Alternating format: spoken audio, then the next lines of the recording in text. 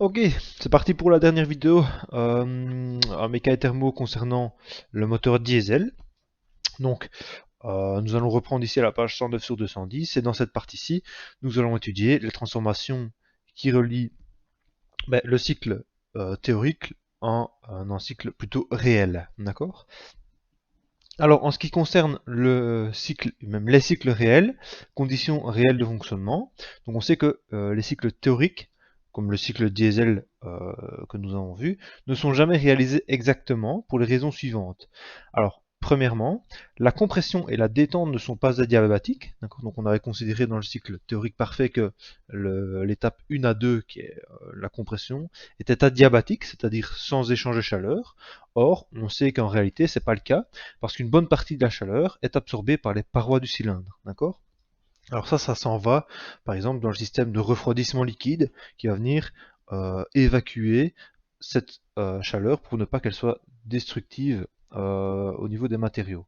Alors, il y a une perte de chaleur par effet de parois et une bonne partie de cette chaleur dégagée par la combustion est emportée par l'eau de refroidissement, d'accord? Alors cette chaleur-là, c'est une chaleur qu'on a dû payer puisque c'est du carburant qu'on a brûlé et donc si on la brûle si on la brûle mais qu'on l'évacue directement dans le système de refroidissement, cette chaleur-là ne sert pas et n'est pas transformée en travail, et donc il y a une perte de rendement également à ce niveau-ci.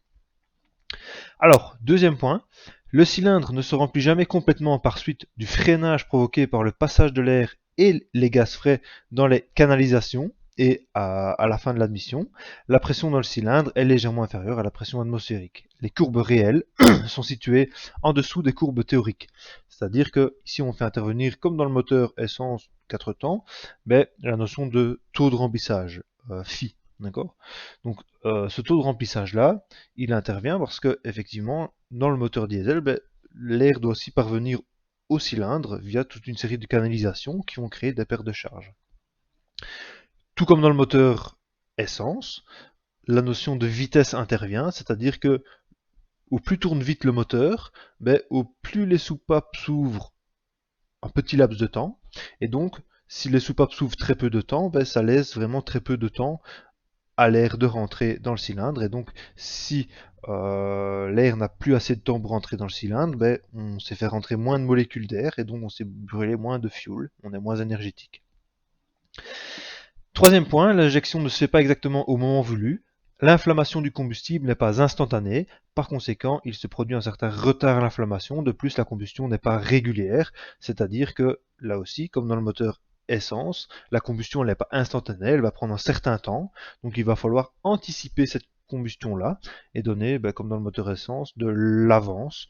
Ici, c'est pas de l'avance à l'allumage, mais ce sera de l'avance à l'injection pour que la combustion se propage et soit pleinement développé quand le piston arrive au point mort haut.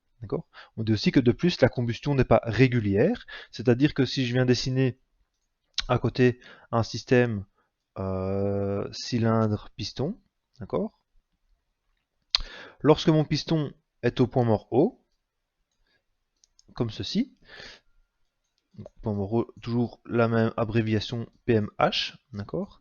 Alors, lorsque l'on va venir pulvériser le carburant via l'injecteur, l'injecteur il va pas pouvoir pulvériser dans l'entièreté de la chambre de combustion, il ne va pouvoir balayer que une certaine zone, d'accord. C'est-à-dire que la zone ici en rouge va être très riche en carburant et la zone en bleu va être plutôt pauvre en carburant, d'accord. Donc la combustion va se passer différemment au niveau de l'emplacement où je me situe dans la chambre de combustion, d'accord. Pour essayer de pallier à ce souci-là, on va essayer tout simplement de brasser le mieux possible le mélange dans la chambre de combustion. Alors comment ça se fait? De manière plutôt simple, on peut tout simplement donner un autre système cylindre-piston où j'ai donné une forme concave à mon piston. D'accord.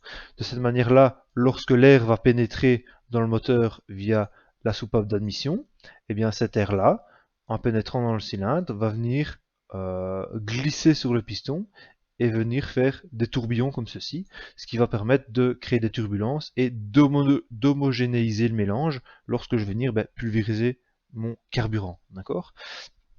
Mais quoi qu'il en soit, je n'aurai jamais un mélange homogène à 100% dans tout ma chambre de combustion. Il y aura toujours des petites zones, notamment les zones fort excentrées du centre, les coins, on va dire, qui elles seront des zones où il y aura quand même moins de carburant. Donc je peux avoir à certains endroits des combustions incomplètes. D'accord? Alors, quatrième point qui fait que le cycle n'est pas identique, le cycle réel n'est pas identique au cycle théorique, ben c'est tout simplement que la combustion n'a pas lieu à pression constante dans le cycle du même nom, donc dans le cycle isobar à diesel. Elle n'est pas instantanée dans le cycle à volume constant, donc on avait vu dans les pages précédentes que voilà, le cycle diesel pouvait se faire soit selon un volume constant, soit selon une pression constante, comme ceci, soit un mix des deux, c'est ce qu'on avait appelé le cycle mixte, ici présent à la page 108. D'accord? Quoi qu'il en soit, que ce soit le cycle à pression constante ou à volume constant, ça ne s'effectuera pas à pression constante ou à volume constant. D'accord? La combustion se poursuit pendant une partie de la détente, c'est-à-dire que quand la combustion se développe, ben, le piston, lui, il ne va pas attendre que la combustion se finisse pour pouvoir continuer son mouvement. Il va commencer sa course descendante et la combustion va se terminer. D'accord? En outre, dans les moteurs à injection mécanique, ce qu'on appelle les cycles à volume constant ou mixte, la combustion n'est pas toujours complète. Pulvérisation et brassage du combustible insuffisant, c'est ce que je vous ai dit ici avec l'explication de l'homogénéité du mélange. Cinquième élément, c'est que l'échappement est imparfait car les gaz brûlés ne s'échappent pas assez vite. Résistance offerte par les soupapes au passage des gaz. D'accord? Donc, je vais redessiner ça sur le côté. Lorsque l'on réalise l'étape d'échappement, je refais le même système piston-cylindre, d'accord. Lorsque l'on fait l'étape d'échappement, que le piston est en sa course de remontée pour venir éjecter tout simplement, évacuer les gaz brûlés via la soupape d'échappement ici, eh bien, le piston va devoir pousser tous les gaz brûlés au travers de la soupape ici et d'une canalisation relativement petite. D'accord? Ce qui fait que les gaz vont vouloir s'opposer au mouvement. Okay, et puis deuxièmement, il va falloir pousser tous ces gaz-là à travers tout le système d'échappement. Donc ça veut dire qu'on va devoir pousser à une pression supérieure que la pression atmosphérique, tout simplement ici, pour pouvoir faire sortir les gaz vers l'extérieur. Okay, donc ce qui fait qu'on a une légère surpression.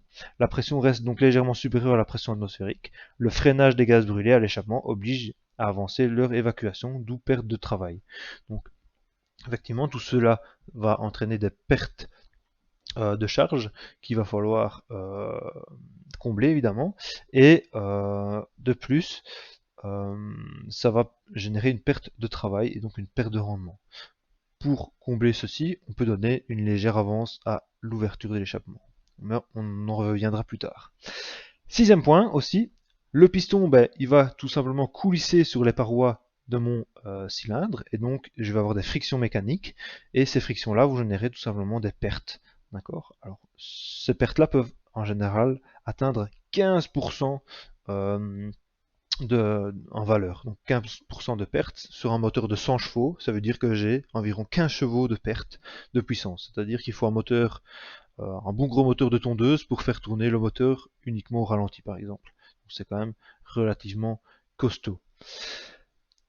Une chose que je n'ai pas abordée, c'est la liaison entre le cylindre et le piston. Donc si je redessine de nouveau un système de cylindre-piston, d'accord, comme ceci, comme on a fait à chaque fois, eh bien le piston, je vais le faire volontairement un peu plus large, d'accord, comme ceci. Évidemment, lorsque le piston, par exemple, effectue une course de remontée pour comprimer le gaz qui est situé sur sa face supérieure, s'il n'y a pas un contact parfait entre le piston et le cylindre, eh bien ces gaz-là peuvent tout simplement s'évacuer dans l'espace entre le piston et le cylindre, d'accord? Alors pour éviter qu'il y ait une fuite et une fuite de compression à ce niveau-ci, eh bien on va rajouter des éléments qui permettent de donner de l'étanchéité à notre cylindre. C'est ce qu'on appelle les segments tout simplement. Alors généralement les segments on en a plusieurs. On peut avoir tout d'abord un premier segment qui est ce qu'on appelle le segment coupe-feu, parce que c'est celui-ci qui va être directement en contact avec la combustion qu'il y a sur la face supérieure de mon piston. Et donc lui, il va arrêter la flamme. Il va aussi jouer un rôle d'étanchéité. Deuxième segment qu'on peut rajouter, c'est ce qu'on appelle les segments de compression. Alors là, il peut y en avoir un ou trois, d'accord, ça peut aller de 1 à 3. Et ces segments-ci vont tout simplement assurer une étanchéité un peu plus importante, donc ils viennent renforcer la barrière pour ne pas qu'il y ait une fuite à ce niveau-ci. D'accord. Ce sont tout simplement des segments de compression. Et le dernier segment qu'on leur a bien rajouté, c'est ce qu'on appelle le segment racleur. D'accord. Généralement, celui-là, il est placé tout en bas de la jupe de mon piston. Okay, la jupe de mon piston, c'est la partie verticale ici. Et ce segment-ci, il est un peu particulier parce que si je regarde sa forme, il est creusé en forme de U. D'accord. Alors pourquoi est-ce qu'il est creusé en forme de U? C'est tout simplement parce que lui, quand il va coulisser sur le piston, sur le cylindre, pardon, il va récolter une petite partie d'huile et cette huile-là va venir se loger dans la petite cavité en forme de U et lors du déplacement, la cavité va venir répartir l'huile convenablement sur la paroi de mon cylindre, ce qui va assurer une très bonne lubrification de la paroi de mon cylindre. Et donc de cette manière-là, je vais avoir des forces des frictions mécaniques qui vont être réduites, donc je vais diminuer tout simplement les pertes par frottement.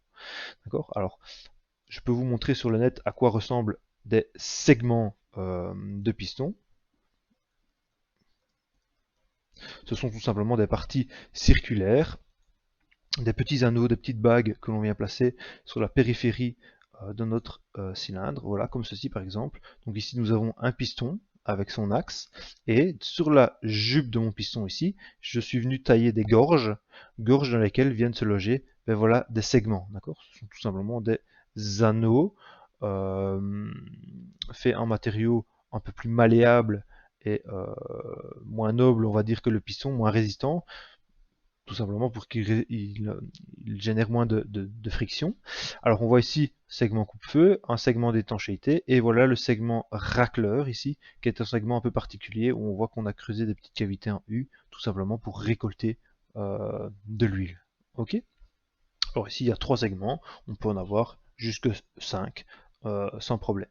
Alors forcément, ces segments-ci doivent venir être placés autour de notre piston, donc ils sont ouverts à un endroit. D'accord. Alors, ne pas faire comme sur l'image où on met les ouvertures des segments de manière bien alignée comme ceci, parce que sinon, le gaz sous pression qui va être sur la partie supérieure de mon piston va pouvoir passer par cette ouverture-ci et rejoindre le carter par exemple. Donc quand on a des segments comme ceci, on décale évidemment les ouvertures. Par exemple, si j'ai 3 segments, je vais décaler de 120 degrés les ouvertures pour ne pas qu'il y ait un alignement des ouvertures de mes segments. D'accord. C'était une partie qui n'était pas dans le cours, mais qui était nécessaire d'expliquer parce que c'est quelque chose de très important dans la partie des moteurs à piston. D'accord. Alors maintenant, revenons en cours. Le diagramme réel. Le diagramme réel représente le diagramme qui présente le travail que fournira effectivement le moteur considéré après réglage optimum de la distribution et détermination exacte du point d'injection. Donc ici, c'est un petit peu comme le moteur essence, où on va devoir régler la distribution pour maximiser la surface de notre cycle théorique, de notre cycle réel. Alors vous avez ici un moteur diesel de 4 temps, d'accord, où j'ai un tour du moteur du vilebrequin, et puis j'ai un deuxième tour. Donc j'ai mis un moteur 4 temps parce que j'ai 2 tours de vilebrequin pour faire le cycle. Premier temps, l'admission, deuxième temps, la compression, troisième temps, la détente, et quatrième temps, l'échappement. D'accord. Alors, je ne vais pas le refaire avec vous, mais de la même manière que pour le moteur essence, on peut venir placer les différents réglages de distribution qui sont AOA, avance, ouverture, échappement, retard, fermeture, admission, pardon, c'était avance, ouverture, admission, retard, fermeture, admission, avance, ouverture, échappement et retard, fermeture, échappement. D'accord. On peut les exprimer sous forme de réglage linéaire comme présenté sur les 4 schémas du moteur ou sous forme de réglage circulaire ou angulaire comme présenté sur la deuxième partie du schéma. Alors nous, ce qu'on va étudier ici, c'est le diagramme réel. Voilà, il ressemble extrêmement bien au diagramme réel du moteur essence. Ben, c'est tout simplement parce que ça fonctionne quasiment de la même manière. On va voir que la seule différence se passe au niveau de l'injection de carburant. Alors, si je reprends le diagramme avec vous, je vais le redessiner à côté pour pouvoir le suivre et rajouter des couleurs, ce sera plus simple. Alors, voici mon diagramme réel. Alors, on va commencer à chaque fois au même point, qui est le point numéro 0 ici, okay, où on va commencer avec des gaz à pression atmosphérique et le piston au point mort haut, et on va commencer la course descendante qui fait passer le piston du point mort haut au point mort bas. D'accord ? Donc c'est la phase d'admission. Alors, la soupape d'admission s'ouvre, j'aspire les gaz avec une pression inférieure à la pression atmosphérique, tout simplement parce que je dois avoir une dépression dans mon cylindre pour pouvoir aspirer et faire rentrer les gaz à l'intérieur. D'accord ? Donc, pendant toute la phase, la course descendante, je fais l'admission ici de l'air dans le cylindre. Une fois que j'arrive au niveau de mon point mort haut, j'attends un petit peu, je passe le point mort haut, et à ce niveau-ci, je ferme la soupape d'admission. Donc j'ai un RFA. Il n'est pas présenté dans le cours, mais c'est un oubli. Donc j'ai RFA. Donc je commence la course de remontée de mon piston, je ferme la soupape d'admission et je passe à la phase de compression que je vais faire en bleu ici. J'ai la phase de compression, d'accord, où le piston repasse du point mort bas au point mort haut. Alors, avant que le piston n'arrive au point mort haut, comme dans le moteur essence, je vais anticiper l'injection et la combustion du fuel en donnant tout simplement de l'avance ici à I, de l'avance à l'injection. Je vais injecter le carburant un petit peu plus tôt, comme ça, comme dans le moteur essence. La combustion va pouvoir s'amorcer et se développer, et lorsque le piston va arriver vraiment au point mort haut, je vais avoir le pic de pression quasiment maximum à ce niveau-ci. D'accord ? Ensuite, la combustion va terminer de se développer. Le piston commence déjà sa course descendante. Je passe le pic de pression. Et puis après, je vais pouvoir commencer la phase de détente ici, où le piston effectue la troisième phase. C'est la deuxième course descendante du point mort haut vers le point mort bas. Avant d'arriver au point mort bas, je vais ouvrir la soupape d'échappement. Donc avance, ouverture, échappement. Comme ça, j'évite les contre-pressions, parce que si, imaginez, mon piston continue à descendre, puis remonte alors que je n'ai pas encore ouvert ma soupape d'échappement, ça veut dire que je vais refaire une compression, et là, ça peut être destructeur. Donc j'ouvre ma soupape d'échappement bien avant pour éviter les contre-pressions, et aussi augmenter le temps où ma soupape d'échappement est ouverte, et donc augmenter l'efficacité de mon échappement. D'accord ? Donc j'ouvre la soupape d'échappement. À ce moment-ci, on va dire que la pression, elle chute fortement parce que je relie le cylindre à l'air atmosphérique. Et puis le piston effectue sa dernière course de remontée du point mort bas vers le point mort haut pour évacuer les gaz brûlés vers l'air atmosphérique. D'accord ? Ce qu'on appelle la phase d'échappement, et on constate que la pression d'échappement ici se fait à une valeur supérieure à la pression atmosphérique, tout simplement parce qu'il faut évacuer les gaz vers l'extérieur. D'accord ? Et donc de manière générale, je remarque que j'ai de nouveau, comme dans le moteur essence, un cycle qui se fait de manière anti-horlogique, d'accord ? On avait appelé ça S2, et j'ai un cycle qui se fait de manière horlogique, que l'on va nommer S1, d'accord ? Et donc S1 est bien un cycle moteur, puisque je tourne de manière horlogique, et S2 est un cycle récepteur, car je tourne de manière anti-horlogique. D'accord ? Donc S2 va être une perte de travail pour mon moteur, et S1 va être du gain de travail, et c'est le travail qui va permettre d'entraîner les roues de mon moteur, par exemple. D'accord ? Donc le but est d'optimiser et d'augmenter la surface de S1. Comment ? En ajoutant tous ces réglages qui sont les réglages de distribution. D'accord ? Comme ceci. Et je n'ai pas dit aussi, avant que la phase d'échappement ne soit terminée, je viens déjà donner de l'avance à l'ouverture de la soupape d'admission. D'accord ? Alors tous ces réglages-ci sont présents à la page suivante de notre cours, à la page 111. Alors je vais les citer de nouveau, mais ça va être très rapide parce que ce sont quasiment les mêmes réglages que pour le moteur essence. Donc si vous ne comprenez pas tous ces réglages-là, je vous renvoie à la vidéo qui traite les réglages de distribution pour le moteur essence, ce sont les mêmes, mis à part le point 5 qui est l'avance à l'injection. D'accord? Alors, réglage de la distribution. Pour obtenir un fonctionnement correct du moteur diesel, les modifications suivantes ont été apportées au cycle théorique. Donc premièrement, l'AOA, l'avance ouverture admission. Alors, il permet une meilleure évacuation des gaz brûlés. On donne de l'avance à cette soupape d'admission de façon à ce que l'air aspiré dans le cylindre chasse les gaz brûlés. Donc, l'AOA sert à augmenter le taux de remplissage de mon moteur. Okay.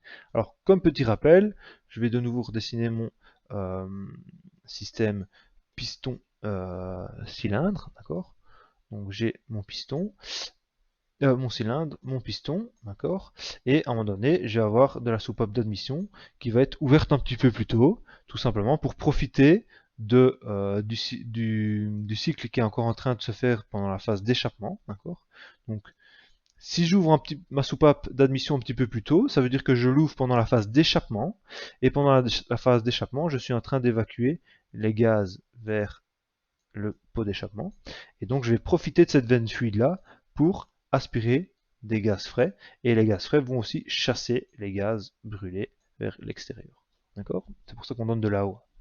Alors, retard fermeture admission, RFA, on donne du retard à cette soupape d'admission pour obtenir un meilleur remplissage, d'accord? Comme les gaz frais qui ont été aspirés ont gagné de la vitesse, je vais laisser ma soupape d'admission ouverte un petit peu plus tôt pour profiter de l'inertie des gaz. Je vais la laisser ouverte un petit peu plus longtemps pour profiter de l'inertie des gaz qui ont tendance à rentrer très facilement dans le cylindre. D'accord? Ok, alors en effet, l'air ayant acquis une certaine vitesse durant la course descendante du piston continue à pénétrer dans le cylindre pendant le temps mort du piston au point mort bas. Okay. Alors, troisième point, avance à l'ouverture de la soupape d'échappement. À la fin du cycle, de la phase de détente, il est bon d'avoir de l'avance à l'ouverture de la soupape d'échappement pour permettre une meilleure évacuation des gaz brûlés. Alors pourquoi? Premièrement, parce que j'ouvre ma soupape, si je lui donne de l'avance, je vais l'ouvrir un petit peu plus longtemps, et donc si la soupape d'échappement est ouverte un petit peu plus longtemps, j'ai plus de temps pour évacuer mes gaz brûlés. Secondo, j'évite les contrepressions comme je vous le dis. Très important les contrepressions, c'est pas marqué ici mais je le rappelle. Quatrième point, retard fermeture échappement. Nous remarquons que ce retard correspond à quelque chose près à l'avance à l'ouverture de la soupape d'admission. En effet, les gaz frais pénétrant dans le cylindre chassent les gaz brûlés. Ceci est important pour les diesels fonctionnant avec un cycle de temps. Alors effectivement, si je donne aussi du retard à la fermeture de l'échappement, je vais augmenter le temps pendant lequel la soupape d'admission ici en bleu et la soupape d'échappement sont ouvertes. Donc j'ouvre les deux soupapes en même temps et donc je profite de cet effet de veine fluide pour augmenter le remplissage et améliorer aussi l'évacuation des gaz brûlés. Okay. Et enfin, cinquième point, cinquième réglage possible, celui-ci c'est le seul qui est différent par rapport au moteur essence, c'est que pour le moteur essence nous donnions de l'avance à l'allumage, d'accord. Ici on va donner de l'avance à l'injection puisqu'on n'a pas d'allumage. La combustion se fait par injection de carburant. Alors, comme un certain temps s'écoule entre le début de l'injection et le début de la combustion, représenté par l'angle alpha de la page précédente, il faut de l'avance à l'injection pour faire coïncider le début de la combustion avec la position du point mort haut. C'est pour cette raison que durant la compression, on injecte le combustible avant que le piston ne soit exactement au point mort haut. Il ne faut pas négliger cette avance, mais il ne faut pas l'exagérer, bien sûr. Donc, il ne faut pas donner trop d'avance, mais il ne faut pas faut considérer l'avance à l'injection, il faut en donner, mais il ne faut pas en donner trop. À remarquer que, ici, on va de nouveau faire la même remarque. Les avances et le retard peuvent être exprimés de manière linéaire, en millimètres ou alors en pourcentage de la course, mais on peut les donner aussi en réglage angulaire, qui sont des degrés de rotation du vilebrequin. L'avance à l'injection se règle initialement sur la pompe à injection et se modifie automatiquement en fonction de la vitesse du moteur. Donc, la référence pour donner de l'avance à l'injection, c'est de se caler sur la pompe à injection tout simplement. Alors, ici, petit comparatif entre le moteur essence et le moteur diesel. Donc, ici, on donne les avantages du moteur diesel. Premièrement, économie de combustible. Pourquoi? Parce que comme le taux de compression de mon moteur diesel est plus élevé, son rendement est meilleur. Donc s'il a un meilleur rendement, on économise du fuel. Deuxièmement, le rendement, comme on l'a dit, c'est le moteur à piston ayant le meilleur rendement global en raison de son rendement thermique élevé, parce que son taux de compression est supérieur, largement supérieur même. Troisièmement, les pannes. Donc on a l'absence de carburateur et d'un dispositif d'allumage diminue les risques de panne. Toutefois, aujourd'hui, cet avantage s'est relativement estompé par l'introduction électronique, par l'introduction de l'injection électronique dans les moteurs à essence. Donc en fait, avant, on considérait que les moteurs essence, c'était des moteurs qui fonctionnaient et étaient alimentés par carbu. Carbu, c'était un composant avec beaucoup de petites pièces très fragiles. Et les moteurs diesel étaient composés d'injection. Maintenant, actuellement, dans le domaine automobile, les moteurs à essence sont également équipés d'injection. Donc, les deux moteurs se valent plus ou moins. Et puis, bon, on peut dire aussi que la pompe à injection, etc., ben, c'est des composants aussi qui sont un peu plus fragiles. Donc, ça aussi limité au niveau de la panne. Donc, l'aspect panne ici, on peut considérer que les moteurs diesel tombent moins souvent en panne, sont un peu plus costauds, mais ça a une tendance à s'estomper avec les évolutions technologiques. Alors quatrième point, le danger d'incendie. Le gasoil, donc qui est ce qu'on appelle communément le diesel, hein, ben, est plus difficilement inflammable que l'essence, et donc les dangers d'incendie sont moindres. Et cinquième avantage, c'est la combustion plus uniforme en raison d'une bonne distribution, d'un brassage énergétique et d'une injection précise. La combustion du mélange air-gasoil est plus uniforme. De nouveau, cet avantage-là se base sur le fait que les moteurs essence sont composés de carburateurs. Carburateurs, c'est là aussi où on va faire le mélange air-essence. Alors, ce sont des composants mécaniques qui ont une certaine tolérance et donc une incertitude quant à la quantité de carburant qui est injectée, évidemment. Les moteurs diesel, eux, ont une injection électronique, une injection avec une pompe à injection, donc forcément le dosage est plus précis. D'accord. Et deuxièmement, si je redessine ici mon injection, si je fais une injection de carburant à une très très haute pression, eh bien je viens balayer une surface plus importante et je viens pulvériser vraiment très finement mes gouttelettes. Mon mélange se fait beaucoup plus facilement aussi. Donc j'ai une meilleure combustion. Point numéro 6 qu'on peut rajouter aussi, le moteur diesel a un meilleur couple parce que comme il a un taux de compression plus important, il va comprimer plus fort et donc l'explosion sera plus détonnante, plus puissante. Et donc le couple, qui est l'image de l'intensité de l'explosion, sera plus importante aussi dans le moteur diesel. Le couple est directement lié au taux de compression. Okay. Alors par contre, les inconvénients du moteur diesel, ben, 1. La construction du moteur diesel est plus coûteuse, parce que forcément j'ai tout ce qui est pompe à injection, injecteur, j'ai des matériaux plus robustes, donc les parois sont plus épaisses, donc ça coûte tout ça beaucoup plus cher. D'accord.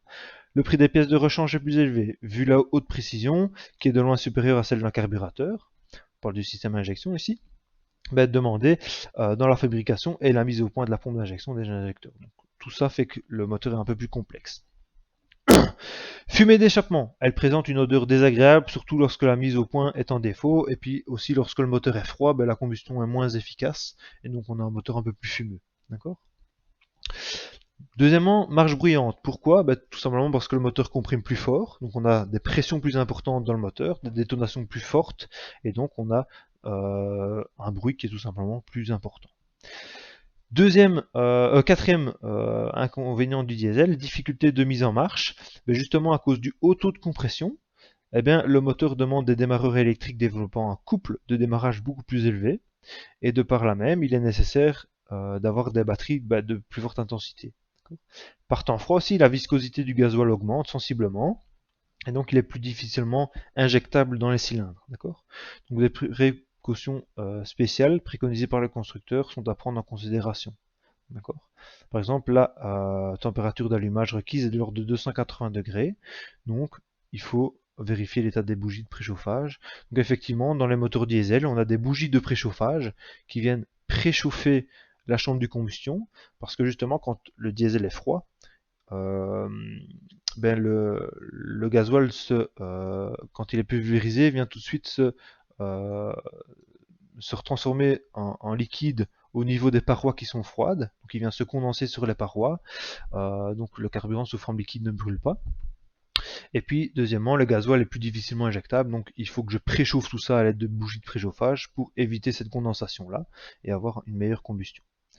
Cinquième inconvénient, le poids et l'encombrement. Ben justement, comme les pressions sont plus importantes dans les moteurs diesel, ben il faut des pièces plus robustes. Ce qui a une répercussion aussi sur le poids, parce que le moteur va être plus lourd. Donc la puissance masstique est plus faible, comme moteur essence, et la puissance spécifique est moindre. Sixième inconvénient, le système de graissage délicat. Bon, ici, c'est pas tellement un inconvénient parce que dans le moteur essence aussi, le graissage doit être délicat. Et puis, septième inconvénient, l'alimentation plus soignée parce que j'ai justement ici un injecteur et c'est un peu plus complexe qu'un carburateur. Alors, le système de filtration est relativement plus soigné, donc plus cher aussi que dans le moteur à essence. Okay, donc ça, c'est le principal comparaison avantage-inconvénient du moteur diesel.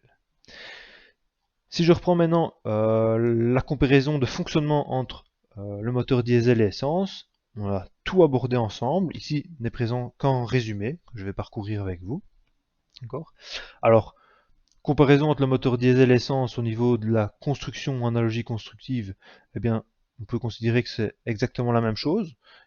Les deux moteurs possèdent les mêmes pièces. Cylindre, piston, bielle, vilebrequin, ce sont la même chose. La seule différence entre le diesel et l'essence, c'est que le moteur diesel doit avoir une course plus longue pour avoir tout simplement un taux de compression plus important. Et donc, c'est principalement par la culasse que l'on va réaliser ça, où on va avoir un taux de compression qui est plus élevé parce que la culasse forme une chambre de combustion plus faible. D'accord. Alors, le moteur diesel possède aussi un injecteur, mais qui peut être aussi présent sur le moteur à essence, donc on ne considère pas qu'il y ait de différence à ce niveau-ci. Alors, analogie de fonctionnement, ben, la seule différence c'est que le troisième temps, ben, pour le moteur diesel, c'est une combustion par injection de carburant, tandis que le moteur essence, c'est une combustion par explosion, où on va déclencher une étincelle de la bougie pour entamer la combustion. Différence constructive, ben, les pièces du diesel sont généralement plus robustes et plus lourdes. Le carburateur et l'allumage sont remplacés par une pompe à injection, des injecteurs et un régulateur. Ça, on l'a déjà dit. Alors, quatrième différence de fonctionnement, ben, aussi, le moteur diesel, lui, n'aspire que de l'air au lieu du mélange air-essence comme dans le moteur essence. Le taux de compression en diesel est beaucoup plus élevé aussi, de l'ordre de 1 pour 20 à 1 pour 25, comparé à 1 pour 8 à 1 pour 10 pour les moteurs essence. Aussi, on a une auto-allumage du mélange au lieu d'une allumage par batterie. Donc dans le moteur essence, c'est l'étincelle de la bougie qui démarre la combustion, tandis que dans le moteur diesel, c'est tout simplement la forte compression du carburant, de l'air qui va générer la combustion du carburant quand on va l'injecter. Le combustible injecté à l'état liquide dans le cylindre est pulvérisé dans de l'air comprimé au lieu d'être préparé dans le carburateur. Donc le mélange air-essence se fait via pulvérisation du carburant dans le cylindre avec le diesel. Dans le moteur essence, on considère que c'est dans le carburateur que a lieu ce mélange. Et on a une combustion au lieu d'explosion. La différence, c'est que l'explosion, c'est instantané, la combustion, c'est progressif. Alors, voilà, ici on donne un ordre de grandeur. Voilà, par exemple, dans le moteur diesel, on vient pulvériser le carburant avec une pression de 125 à 180 bars, parce que forcément, comme le taux de compression est plus élevé, j'ai une pression dans mon cylindre beaucoup plus importante. Donc je dois pulvériser à une forte pression. Et donc on passe le carburant de 125 à 180 bars dans l'injecteur à une pression de l'ordre de 20 à 35 bars dans le cylindre. D'accord. Alors l'air aussi en fin de compression est porté à une température de 5 à 600 degrés pour pouvoir auto-enflammer le carburant une fois qu'il va être pulvérisé. Tout ça on l'a déjà dit. Alors petite remarque ici, pour une vitesse d'injection de 310 bars, une pression d'injection de 310 bars, d'accord, on peut monter plus haut que 125 à 180 bars, hein, on peut monter jusqu'à 310 bars par exemple, eh bien la vitesse de l'orifice est de 25 mètres par seconde et le diamètre moyen des gouttelettes est de 4,35 x 10 exponent 3 mm sous une pression de 52 bars. Donc ça c'est des ordres de grandeur, il n'y a pas besoin de connaître ça pour l'examen, rassurez-vous. Alors les gouttelettes du combustible sont d'autant plus fines que la pression d'injection est grande, donc c'est pour ça qu'on a des hautes pressions d'injection, c'est parce que les gouttelettes sont très très fines et donc elles se transforment directement en vapeur et ça brûle plus vite et on a une meilleure homogénéité du mélange et un meilleur brassage. Et enfin, dernière analogie avec le moteur essence, c'est que la vitesse de rotation dans le cas du diesel est également limitée par la difficulté d'obtenir une combustion aussi rapide que l'explosion dans le moteur à essence. En effet, l'inflammation du combustible n'a lieu qu'un certain temps après son introduction dans le cylindre. On cherche à réduire ce temps en réalisant un passage optimum du combustible dans l'air comprimé. Deuxième raison aussi pour laquelle la vitesse de rotation est limitée, c'est que si je redessine de nouveau un petit système cylindre piston, les moteurs diesel ont des hauts taux de compression, donc ça veut dire qu'ils ont des courses très longues ici. Donc le piston doit parcourir une très grande distance, ces courses, d'accord. Et donc si mon moteur tourne à 10 000 tours par minute, il faut qu'il effectue ici 20 000 courses par minute. Ça veut dire qu'il doit aller très vite, et à ce moment-là, les forces qui vont être répercutées sur la bielle sont peut-être trop importantes, et donc la bielle va sans doute lâcher. Donc les moteurs diesel doivent avoir des régimes qui tournent à une vitesse plus lente, pour permettre d'avoir des vitesses axiales de mon piston relativement correctes. D'accord. Ok. Alors je rappelle aussi, la formule de la puissance, c'est égal au couple fois oméga, oméga qui est proportionnel à la vitesse de rotation, c'est égal à 2 pi sur 60. Alors certes, le moteur diesel tourne à une vitesse de rotation moins vite, mais comme l'intensité de l'explosion est beaucoup plus importante, le couple est plus élevé, et donc on va chercher la puissance grâce au couple. Dans le moteur essence, c'est l'inverse. Dans le moteur essence, on a un taux de compression moins important, donc le couple est plus faible, mais on va tourner à une vitesse plus rapide. D'accord, on va tourner à 1000, 2000 tours plus vite qu'un moteur diesel, et donc la puissance va être cherchée dans la vitesse de rotation. D'accord. Et voilà, ça termine la partie moteur diesel. La prochaine vidéo traitera du moteur 2 temps, où on abordera le fonctionnement et de nouveau le cycle du moteur 2 temps. Donc à tout de suite pour la prochaine vidéo.